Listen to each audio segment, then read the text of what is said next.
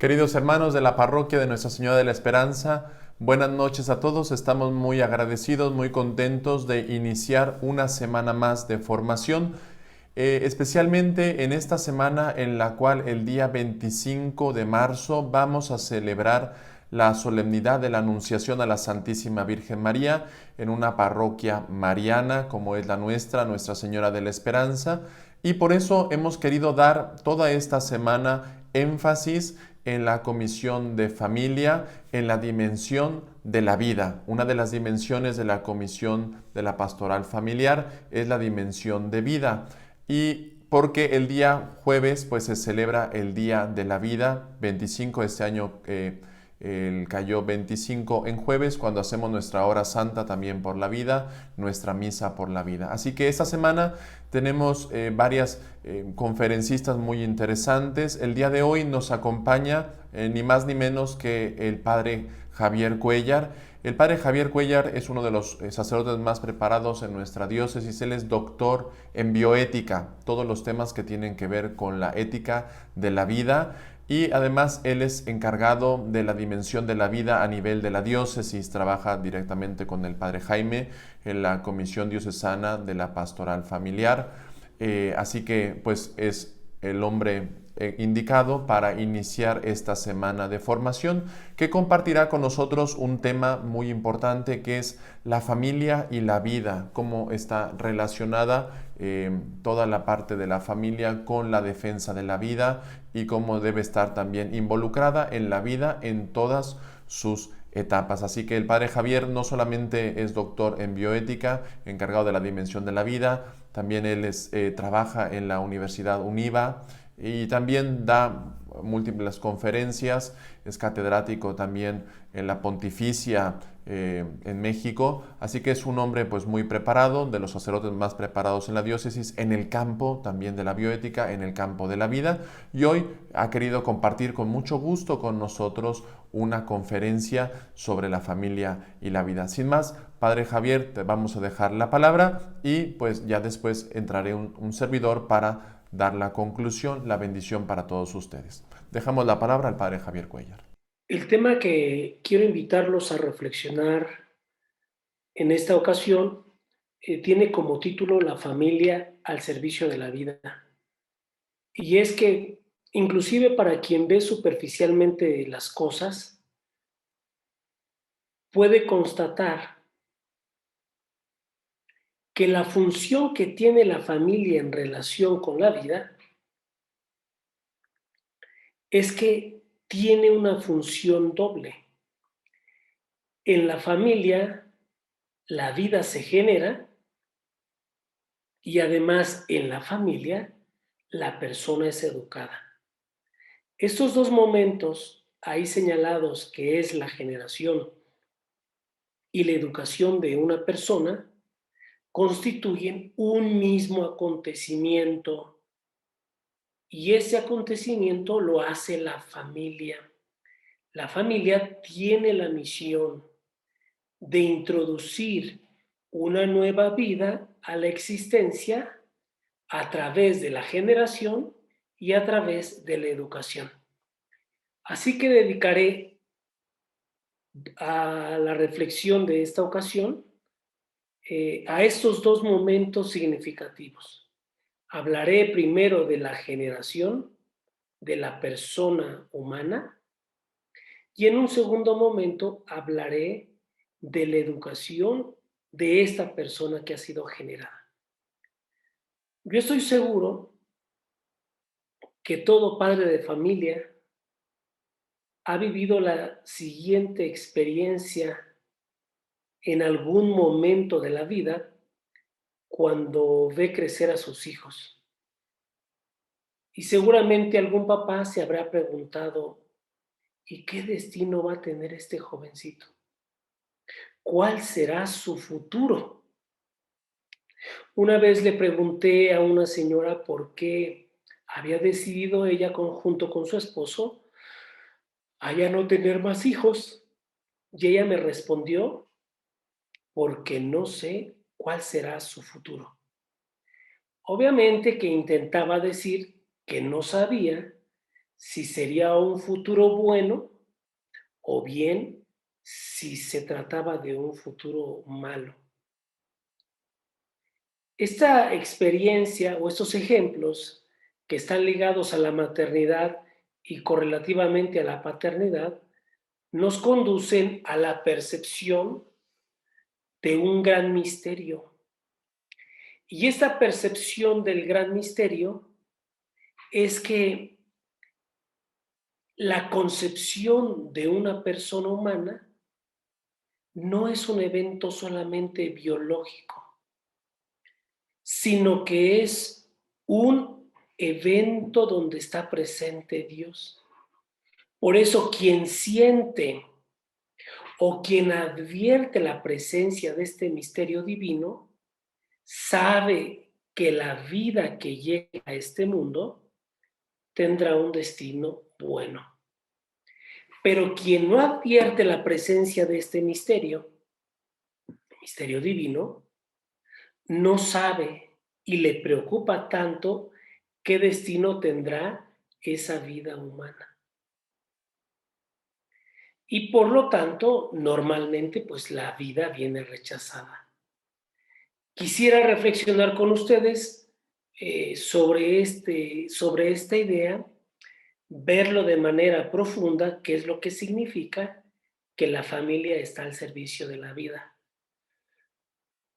Y antes que nada, creo que es necesario que tengamos una percepción clara que la persona humana no es solamente uno de tantos individuos que pertenecen a la humanidad.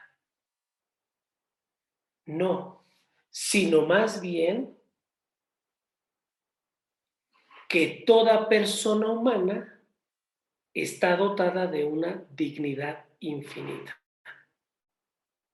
O dicho de otra manera, toda persona no forma parte de una serie, sino más bien es un fuera de serie.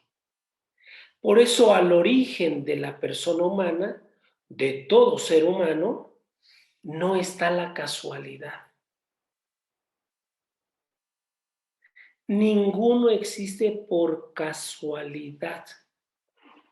No existe la necesidad biológica. Nadie es necesario para la sobrevivencia de la especie humana. En el mundo puramente biológico, todo individuo puede ser sustituido por otro individuo. Así que no existimos por casualidad, no existimos por necesidad. Entonces, ¿por qué existimos? Al origen de cada uno de nosotros, al origen de la llegada de una nueva vida a este mundo, hay un misterio. ¿Y cuál es el nombre o el rostro de este misterio? Hay un acto creador.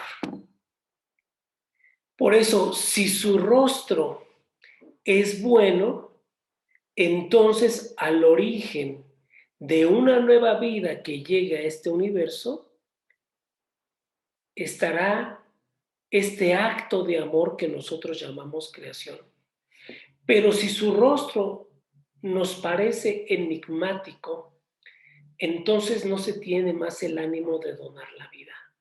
Es más, hasta se desea eliminarla. Y quisiera detenerme un momento sobre este punto que considero de centralidad fundamental. En el mundo donde vivimos, en este mundo donde vivimos,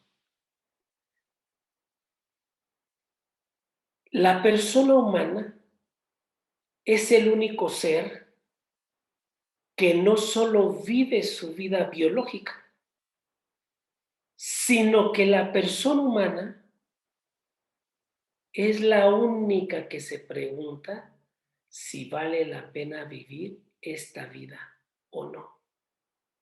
Quiere saber si hay razones por las cuales vivir. Así que observando cómo viven ciertas personas, no sé si les habrá sucedido preguntarse, ¿y vale todavía la pena vivir a pesar de esto? No es el hecho de vivir lo que nos interesa en modo supremo, sino más bien lo que interesa al ser humano son las razones por las cuales vivir. Si eso es una cosa buena y si es una cosa justa. Así que si a nuestro origen está un acto de amor, como decíamos, está un acto de creación, entonces nuestro estar en este mundo será una cosa buena y justa. Pero alguno podría a este punto cuestionarse, ¿y qué tiene que ver todo esto con la familia? Y aquí es donde le quisiera pedir un poco de esfuerzo de imaginación para que vean cómo esto se va a unir a este concepto de familia. Imaginémonos que todos sobrevolamos un avión que está cruzando el océano. A un cierto punto, este avión tiene problemas de motor y cae en una isla desconocida e inesperada. Y claro está que a ningún pasajero le sucede nada malo. Cuando llega este avión y hace impacto con la Tierra, ¿qué es lo primero que haríamos? Pues me imagino que lo primero es preguntarnos, ¿y dónde estoy? Y si ahí hay gente habitada, es una isla con habitantes, ¿cómo seré acogido por los habitantes de ese lugar?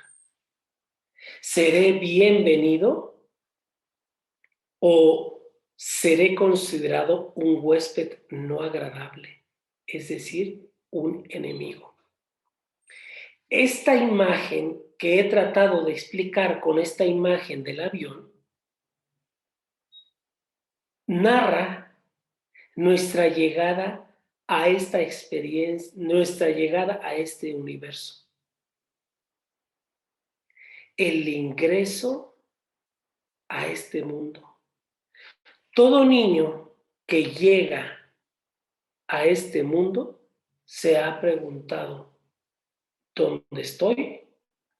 ¿Y cómo seré acogido por las personas que me rodearán? Si el universo al cual ha llegado lo acoge o bien lo rechaza, le da una bienvenida o lo considera incómodo, ¿de quién depende esa respuesta? En primer lugar, de quien espera esta respuesta, pues es de la mamá que lo ha concebido. Pero después, a través del testimonio de el hombre que junto con ella lo han generado, en una palabra, de los esposos.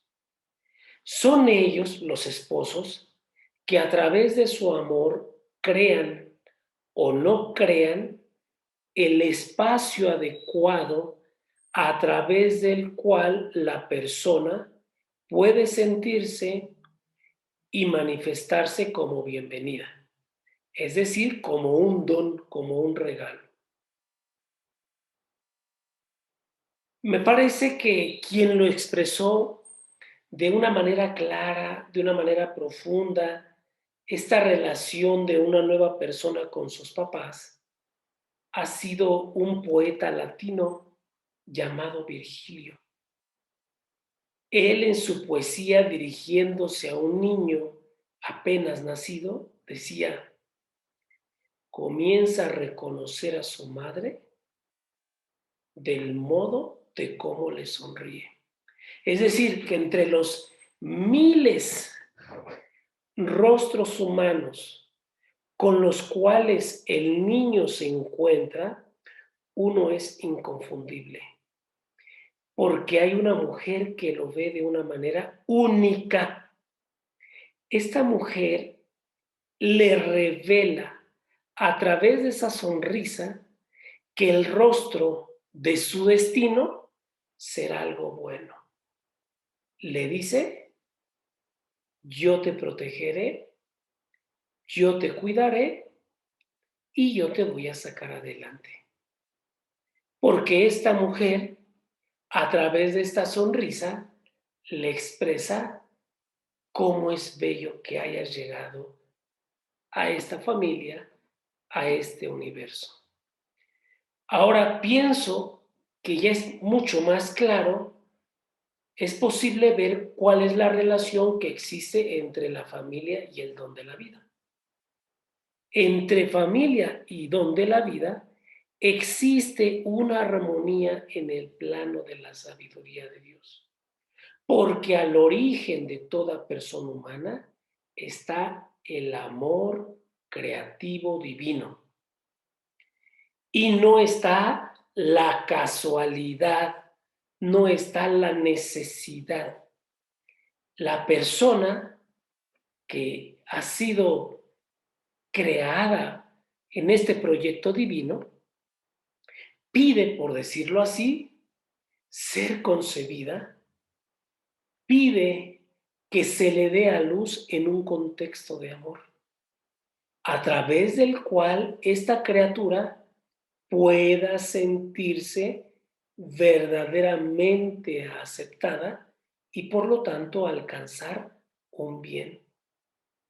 El amor creativo de Dios, entonces, pide resonar en el amor procreativo de los esposos.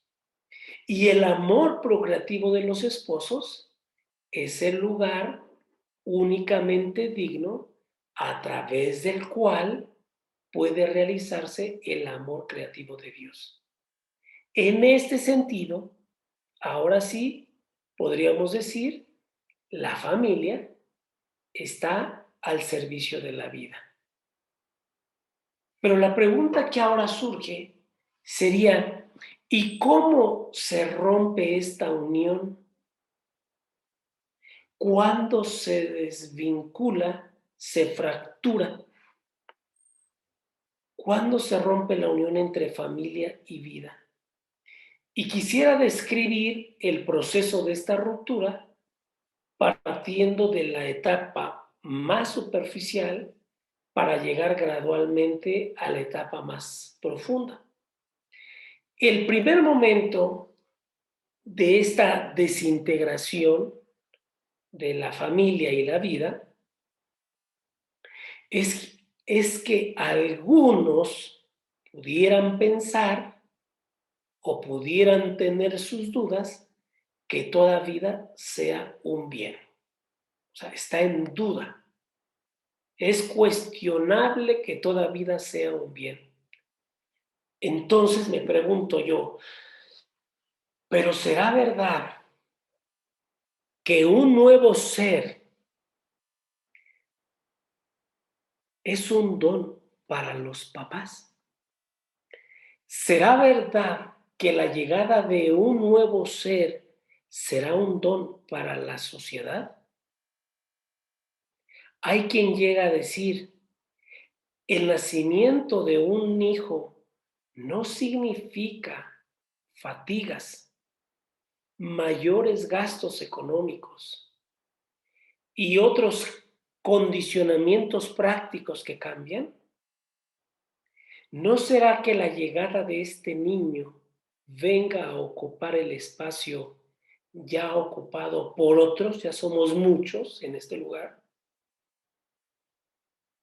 Este cuestionamiento que estoy planteando, esta pesadez que rompe y fractura, lleva por lo tanto a, a no ver más la falta en su esencial unión con la vida.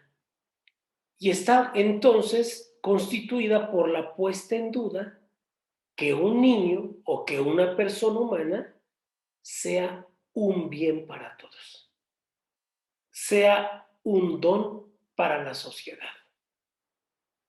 Esta duda encuentra un gran terreno en donde está creciendo en aquello que podríamos llamar la ciudadanía de las cosas y no de las personas. Una ciudadanía donde las personas se usan como las cosas. En el contexto de esta ciudadanía, la mujer puede convertirse en un objeto para el hombre. Los hijos se pueden convertir en un obstáculo para los padres. La familia puede resultar una institución incómoda para la libertad de los miembros que la componen.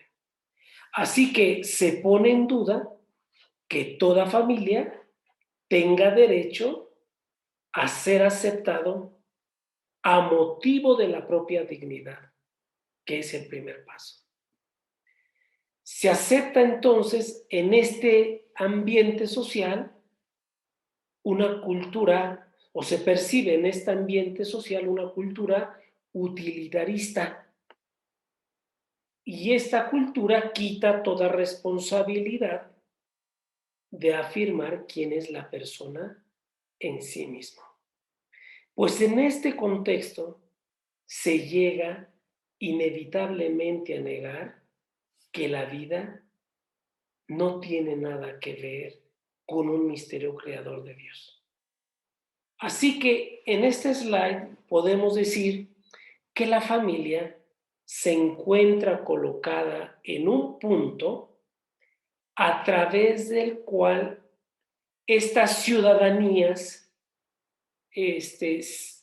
tratan de jalar a la familia, tratan de colocarla en una condición en donde la familia procrear una vida es impensable. Se trataría de la ciudadanía de la utilidad. Lógicamente que la contraparte y la idea que la mayoría de nosotros conocemos y tenemos es que la familia intenta vincularse a esta ciudadanía del amor porque es a través del amor como se genera esta vida. Así que he dado el primer paso para hablar de que la familia se procrea. Pero mi segundo paso es que en la familia, una vez que se ha generado la vida, se educa. Y la generación de la nueva persona se cumple verdaderamente en la educación. O mejor dicho, la verdadera generación consiste en educación. La verdadera generación es educar. La verdadera generación no solo es procrear, ese es el primer paso, sino educar, que es algo más comprometente y más difícil. Entonces yo me pregunto, ¿y en qué consiste la educación? O más bien, ¿bajo qué condiciones es posible educar a la familia hoy? Trataré de responder a estos cuestionamientos y antes que nada, pues entonces, tratemos de definir qué cosa es la educación. Tratemos de recordar la experiencia que habíamos imaginado del avión que cae sobre una isla desértica, donde hay posiblemente algún habitante, y yo les decía que esta imagen nos ha descrito nuestra llegada a este mundo. El niño que llega a este mundo se pregunta dónde estoy, cómo seré recibido y además cuánto tiempo permaneceré ahí. La educación consiste en ayudar a este niño, a esta nueva vida que llega, ayudarle a responder a estas preguntas. Educarlo entonces consiste en introducirlo en esta realidad, en esta metáfora que he utilizado. ¿Por qué o a qué me refiero cuando digo que educación es introducirlo con un impacto con la realidad? ¿Qué es este impacto con la realidad? Miren, nos damos cuenta que existe un impacto físico y este impacto físico está dominado por el criterio del placer. Pero el hombre no solo tiene este impacto con la realidad, no solo tiene el impacto físico, sino que hay un impacto espiritual y a través de ese impacto es que el hombre se plantea preguntas que físicamente no se las haría. Como por ejemplo, cuando digo impacto espiritual no me refiero a cuestiones de rezar, ¿verdad? Sino más bien me refiero a los criterios de verdad o de bien o de bello que físicamente no puedo responder. Entonces, una persona que llega a este universo y tiene también un impacto espiritual, se pregunta por ese impacto, ¿dónde estoy? ¿He llegado a un lugar donde vivir es un bien, es bello, o donde vivir es un mal y es algo desagradable? ¿Cómo seré recibido? ¿Seré recibido como un bien o más bien como alguien no deseado? ¿Seré recibido como un don o más bien como un peso? ¿Cuánto tiempo permaneceré en esa isla? ¿Es esta mi demora definitiva o debo esperar otra demora? Es un impacto con la realidad mucho más profunda que el impacto físico, porque el impacto físico no te responde estas preguntas. A este impacto con la realidad espiritual se le llama experiencia humana. La experiencia humana es el encuentro con la realidad guiado por el criterio de verdad. Entonces, ahora sí tenemos los elementos. Educar significa introducir a la persona a esta realidad, conducirla a vivir enteramente la propia experiencia humana. Pero si reflexionamos sobre esas tres preguntas anteriores, ¿dónde? ¿Cómo seré recibido? ¿Y hasta cuándo estaré en este lugar? Nos daremos cuenta que en el fondo estas preguntas nacen de una sola. Y la pregunta es que si al origen de lo que me sucede y de mi destino está la casualidad o bien está un acto supremo de amor. ¿Cuál es el rostro de nuestro destino? ¿Estamos en este mundo por casualidad? ¿Vivimos por casualidad? ¿Y moriremos como si jamás nadie hubiera existido? ¿O bien somos nosotros en todo momento portados en los brazos de un amor, de una persona que nos ama? Educar es introducir la persona humana al encuentro con su destino. Es decirle, tendrás un destino bueno porque quien te ha traído aquí ha sido un acto creador, donde Dios ha estado presente. Educar es hacer vivir la experiencia del destino, es acompañar a la nueva persona a que haga un encuentro. Se podrán dar cuenta que no existe algo tan grande como educar a una persona. Y dije educar a una persona, no instruir. Porque ahora para la instrucción, pues están las instituciones académicas, hay libros, hay lecturas, hay muchas maneras de instruirse. Educar es hacer un acompañamiento, es caminar con el otro. Alguno me podría decir, seguramente, y hasta yo lo llegué a pensar en su momento, que a la pregunta sobre el significado de la educación,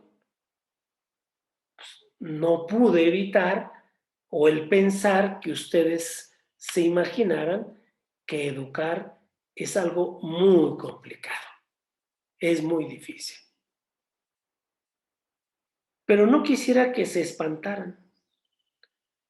Ciertamente la educación es exigente, sobre todo porque exige acompañamiento.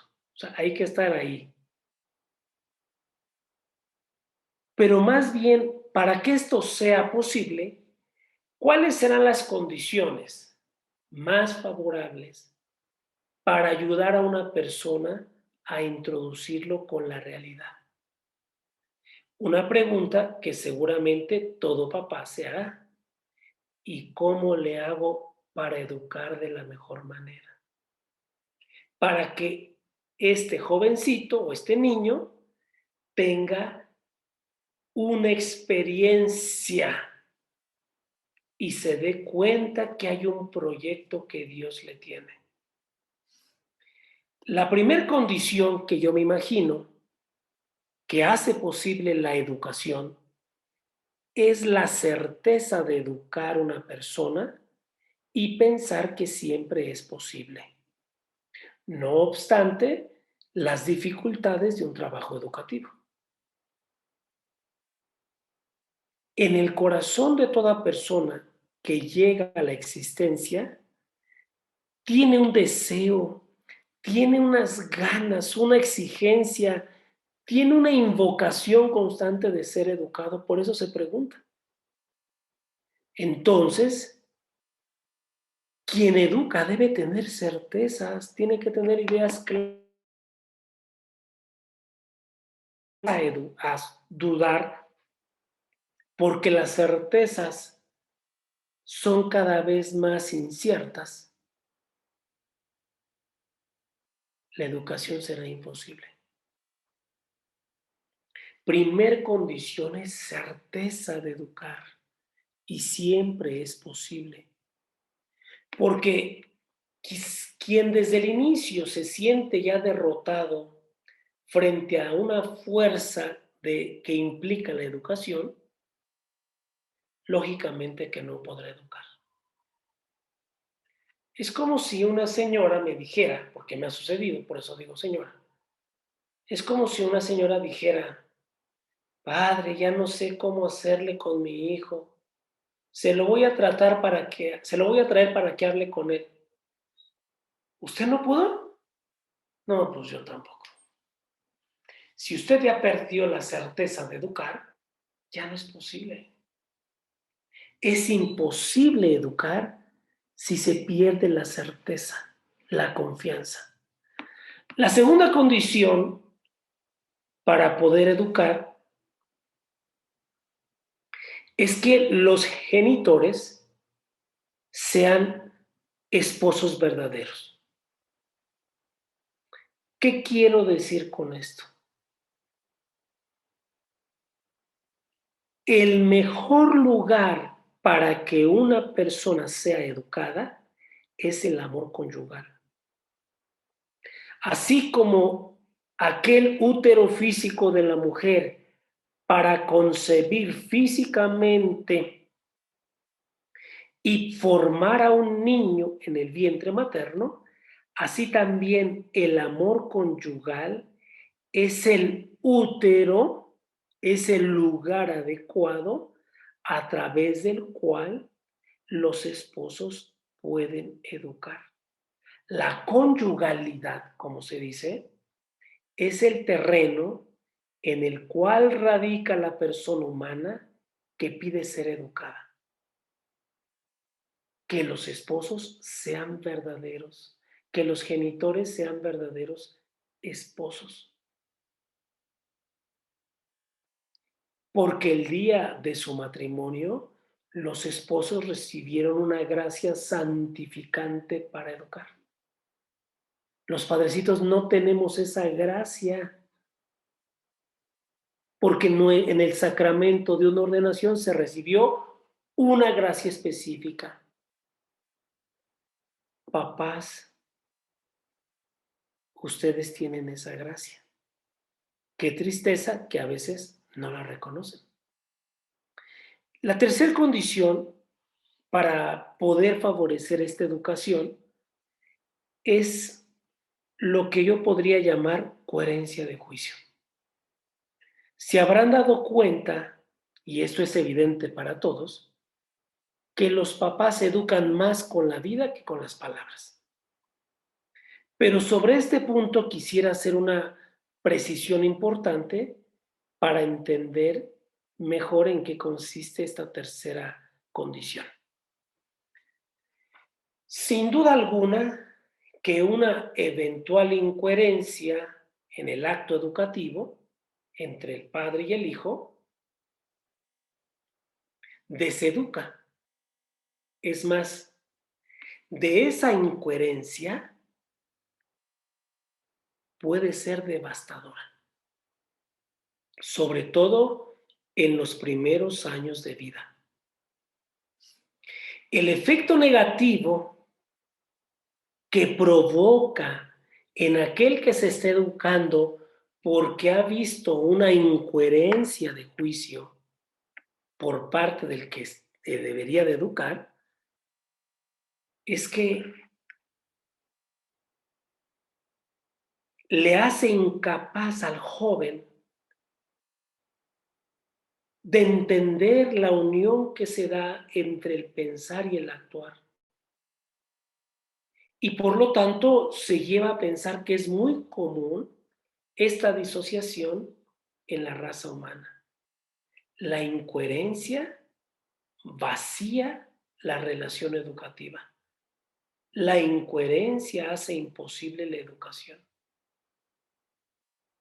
Si un padre, por ejemplo, le dice a su hijo, tú debes respetar a toda persona, porque toda persona es digna frente a Dios.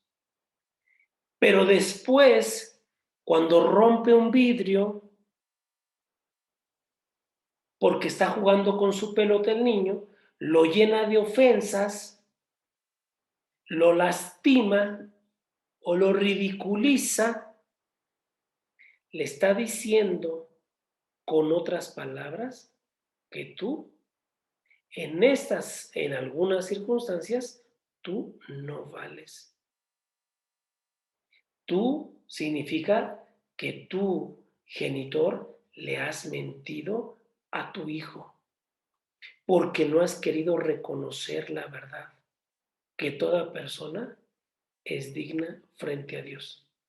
Por eso la educación exige la ausencia de mentira. De lo contrario, el jovencito que está creciendo se convertirá al final en un cínico. Se va a burlar de usted. La cuarta y última condición que quiero expresarles, y sobre todo me parece que esta actividad que está generando este grupo parroquial de vida, pues intenta hacer esto. La familia no está en grado de educar de manera sola. Necesita ayuda. no solo a causa de la situación espiritual actual, sino llamada a una vocación que incluye a la iglesia. Hay una responsabilidad o hay una corresponsabilidad educativa entre las familias y la comunidad eclesial. Y esta corresponsabilidad también se puede fragmentar por un lado y por otro. Pero las familias no están solas.